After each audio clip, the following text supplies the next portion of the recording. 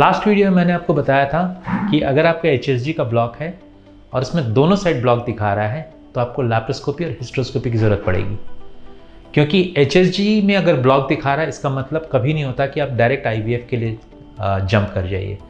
क्योंकि IVF के लिए अगर बाकी पैरामीटर्स आपके अच्छे हैं, एज कम है, हस्बैंड का सीमेन ठीक है, यूट्रस ठीक है, ओवरीज अच्छी है, तो फिर वहाँ IVF की ज़रूरत नहीं है। अभी आपको लैप्रोस्कोपी की ज़रूरत है, साथ में हिस्ट्रोस्कोपी।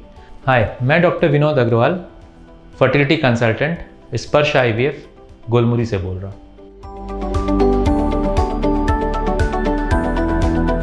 तो जो ट्यूब अगर दोनों साइड का ब्लॉक है, खासकर देखा गया अगर शुरू में ब्लॉक है, यूट्रस के अगर जहाँ से शुरू हो रहा है ट्यूब्स वहाँ ब्लॉक है, तो हम सिंपल हिस्ट्रोस्कोपी नीचे से जाते हैं थ्रू द वजाइना और यूट्रस के अंदर जाके ना एक जस्ट ट्यूब डालते हैं, कैनुलेशन बोलते हैं इसको हम लोग।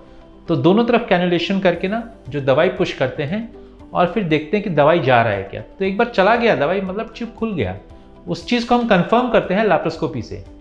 लैप्रोस्कोप डाल के, जो मैं आपको पहले ही बताया अपने वीडियो में कि लैप्रोस्कोप में हम लोग यहाँ पे एक छोटा सा छेद करते हैं पेट के नाभि के ऊपरी भाग में और फिर दूरबीन डाल के देखते हैं।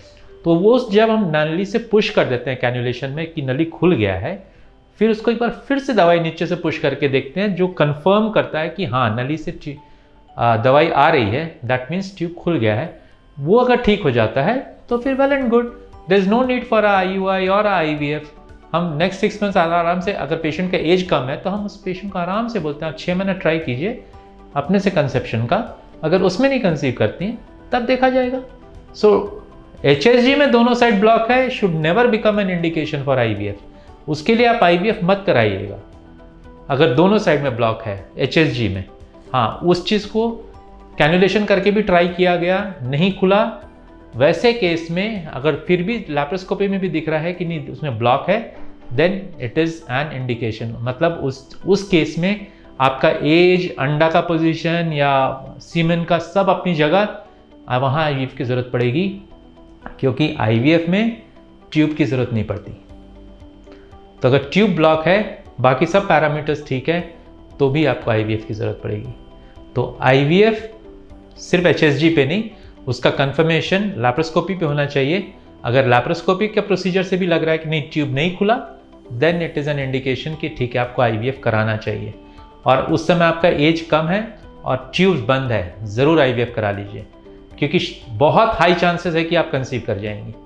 नहीं तो इधर का ट्रीटमेंट, उधर का ट्रीटमेंट, आयुर्वेदिक, होम्योपैथी ट्यूब खोलने के लिए, और फिर 10 साल बाद देखते हैं कि वैसे ही का वैसे ही है ट्यूब। और उस समय जब आप कराने जाती हैं IVF, तब एज पार हो चुका होता है, आपका अंडा कमज़ोर हो जाता, अंडा बनाने की शक्ति कमज़ोर हो जाती है, सीमेन पैरामीटर्स में भी प्रॉब्लम आ सकते हैं। तो वो सब चीज़ को ना नहीं करना चाहिए। जो एक बेसिक साइंस है वो अपनी जगह, बाकी at the end of the day वो पेशेंट का कॉल रहता है कि उसको और क्या मेथड ऑफ ट्रीटमेंट अप्लाई करना है। बट अगर लैप्रोस्कोपी में भी दिखा रहा है कि ट्यूब ब्लॉक है, वो नहीं खुल सकता, तो फिर you must go for IVF।